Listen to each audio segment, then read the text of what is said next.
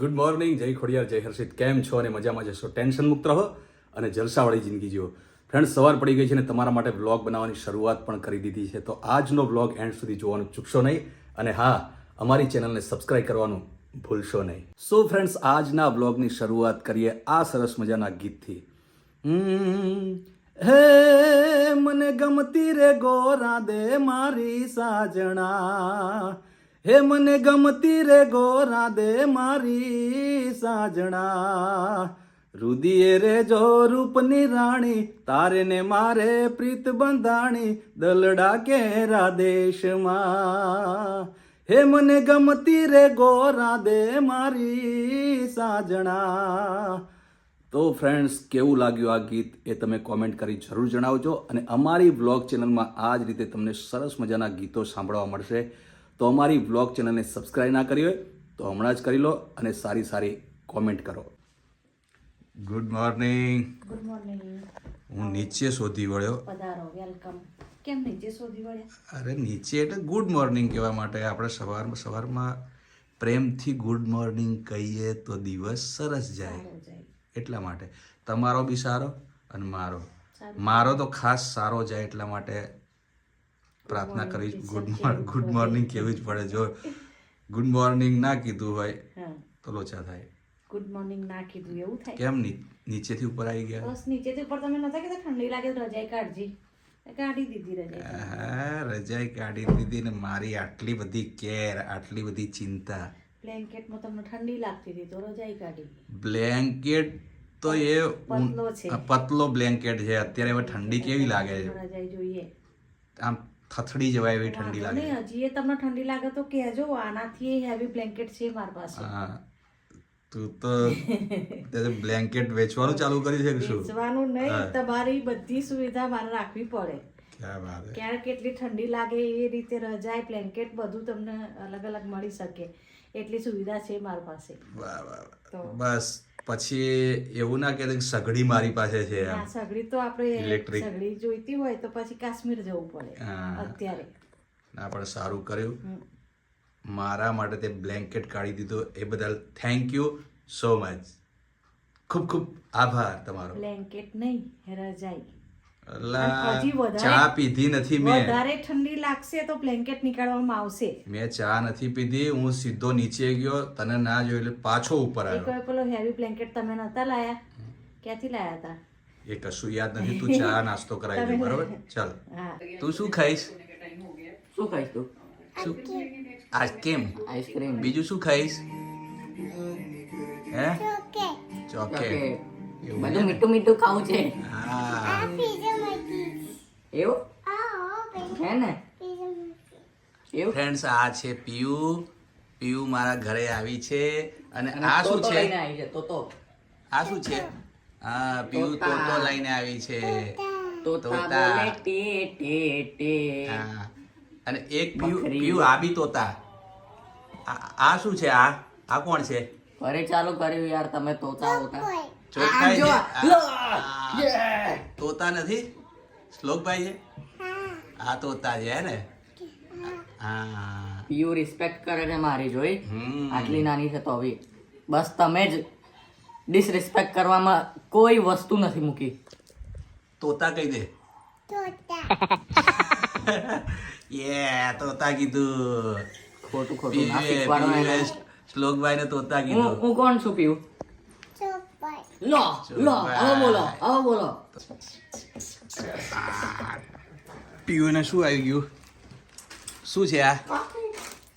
કોકેટ તોડી આપું? કયું એ વાળી થોડું? કોણ લાવ્યું? અને આ બી વેફર. કોણ લાવ્યું? પીયુ કોણ લાવ્યું? દેવભાઈ. દેવભાઈ હો ભાઈ, હા, દેવભાઈ લાવ્યા છે. પીયુ માટે ચોકલેટ કોણ લાવ્યું? ચોકલેટ કોણ લાવ્યું? દેવભાઈ. દેવભાઈ લાવ્યા. અને પિયુ ને શું ભાવે? બીજું શું ભાવે? વેફર. બીજું આઈસ્ક્રીમ. આઈસ્ક્રીમ. ફ્રેન્ડ્સ, પિયુ બહુ ચાલાક છે.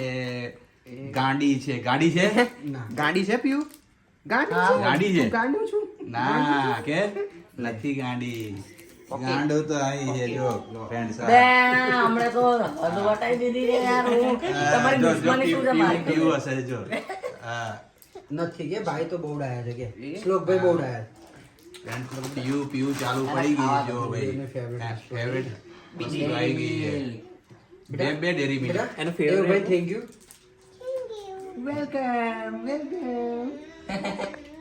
દેવભાઈ અહીંયા પીયુ આવી છે આપણા ઘરે ઓ ધમાલ પીયુ ઘરે આવી છે તો પછી આપણે પીયુને કિડનેપ કરી લઈએ આપણે નથી જવા દેવાની બરાબર પછી આપણે મામા જોડે પૈસા માંગવાના બરાબર મામા પીયુ ને કે તોતા આવ્યું તોતા પીયુ બીજી બે કોકેટ બીજી બે કોકેટ જોડેથી 50 લાખ રૂપિયા બીજી બે માંગશું, બરાબર? કોકેટ હે ને જો પીયુ પીયુ અહીં રહેવાનું તારે અહીંયા રહેશે તો બીજી અહીં બે રહીશ ને? કોકેટ લાવવાની બીજી બે કુવા પાસે રહીશ પોકેટ આવી એટલે કોઈ પાસે રહીશ નહીં કર. હે રહીશ ને પછી તું ગઈશ ગીત ગઈશ કયું ગીત ગઈશ તોતા કઈ તો ગાને બેટા ભાઈ ટીવી સાયલેન્ટ કરો સાયલેન્ટ એ કરો. પીયુ સાયલેન્ટ કરો ગાય. પીયુ ગાય છે કોની પાસે છે રિમોટ અવાજ સાયલેન્ટ કરો હાથી રાજા ગાય બેટા. આપણે ગાશે પીયુ પીયુ ગાશે અહીં હાથી કોઈ રાજા. બી કોઈ બી કયું ગીત ગાઈશ વો સામે જો તો અહીં જો બેટા કયું ગીત ગાઈશ હાથી રાજા. ગા ગાવ ઇસ સ્ટાઇલ જોરથી છે. બેટા. હું બીજી ચોકલેટ લાવી દઉં બીજી કોકેટ હા. મળશે જો ગાશે ને તો હા. બીજી કોકેટ મળશે જા. ચલો ગાઓ બીજી કોકેટ લેતા આવી. હા ગા.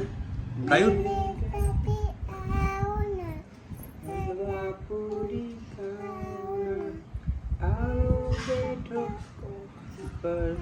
ખુરશી બોલી હા જોરથી ગાન જોરથી ગા ને લાઉડ પીયુ જોરથી ગા તો જોરથી ગાઓ અમે આમ જોરથી. આમ હા હાથી હા રાજા. ધમાલ અહીંયા ફાયરિંગ ચાલુ છે ધમાલ મારી મેચ ચાલુ છે સાંભળ સાંભળ હા બા પીયુ આપણા ઘેર આવી હા. તો કેવું લાગ્યું તને ભાઈ એકદમ મજા આવી ગઈ અને કારણ કે અચાનક જ આવી નહીં મામાએ કીધું હા. બી નહીં કે હું લઈને આવું છે એમ આપણાને તો એમ જ હતું કે ખાલી મામા આવશે હા પણ પીયુ જોડે આવી તો આમ છમ છમ છમ છમ ઝાંઝર છમ, વાગ્યા ને હા. એટલે ખબર પેલું પડી તમે ગાઓ છો ને ઝીણા ઝીણા ઘૂઘરા વાળું હા એ આમાં પરફેક્ટ સેટ થાય પીયુ આવી તો પણ જબરું પણ બોલતી એક તો જોરદાર. તમે એના આ તોતા વાળું શીખાડી દીધું જોરદાર બોલતી હતી. મારું નામ એક તો શ્લોક ભાઈ મસ્ત બોલે છે એ નામ શું કહેતી હતી એ? તોતા ના પેલા તો મેં કીધું આ કોણ છે તો શું કીધું કોક ભાઈ કોકભાઈ કોક કોકભાઈ કોક કોકા કોલા અને દેવને શું કે દેવભાઈ ને દીવભાઈ દીવભાઈ દીવભાઈ હા. અને ઓપા પણ જોરદાર બોલતી હતી હો અરે સોલે. બોલો તમે જો તો આમ અને લાગે યા કે કાઉચે એમ કરીને આવીને મને પૂછ્યું એ ચોકલેટ ખાતી હતી ને એટલે લાગે કે ક્યુટ નહીં અરે અને ગીત જોરદાર ગાયું પણ હો. એણે આ પેલું તોતા વાળું ને હાથી વાળું હાથી વાળું અને હાથ પાસે કેવા આમ આમ બધું કરતી આવા. નહીં અરે એ તો રમકડું છે એકદમ મસ્ત પણ ગઈ આ રોકવાની વાત કરી રોકાઈ નહીં એવું? હા રોકાય તો એ પછી એકલી એકલી રડે એટલે આમ બાકી કીધું પછી મેં પૂછ્યું ને એને હા. તારે રોકાવું છે હા. અહીં રહેવું છે એટલે કે હા હા પછી મને ખબર પછી પડી કે હા.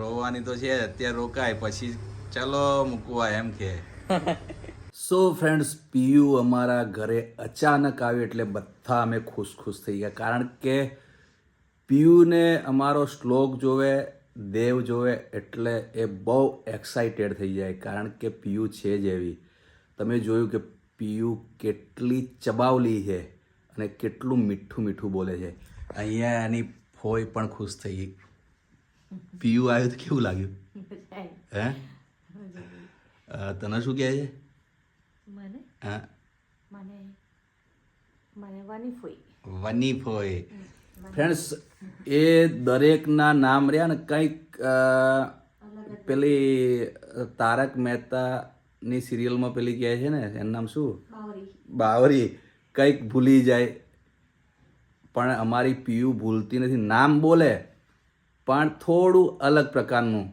અમારે ધમાલનું નામ છે શ્લોક તો એને પૂછીએ કે આ કોણ છે એટલે કોકભાઈ આવું અને દેવભાઈને કે દીવભાઈ, એટલે એટલું ફ્રેન્ડ્સ મીઠું મીઠું બોલે છે કે જેની કોઈ વાત કર્યા જેવી નથી.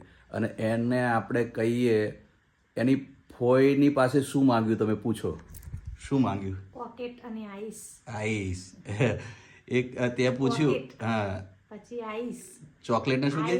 કોકેટ. કોકેટ અને આઈસ્ક્રીમ ને? આઈસ્ક્રીમ ને આઈસ. હા, આઈસ જોઈએ.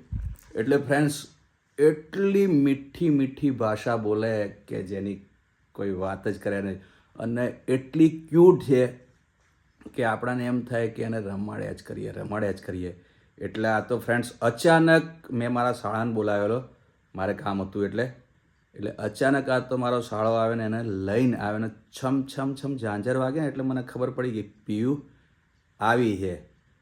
પણ પીયુ જ્યારે ઘરે જતી હતી ત્યારે મેં પૂછ્યું પીયુને કે પીયુ તારે અહીં રોકાવું છે?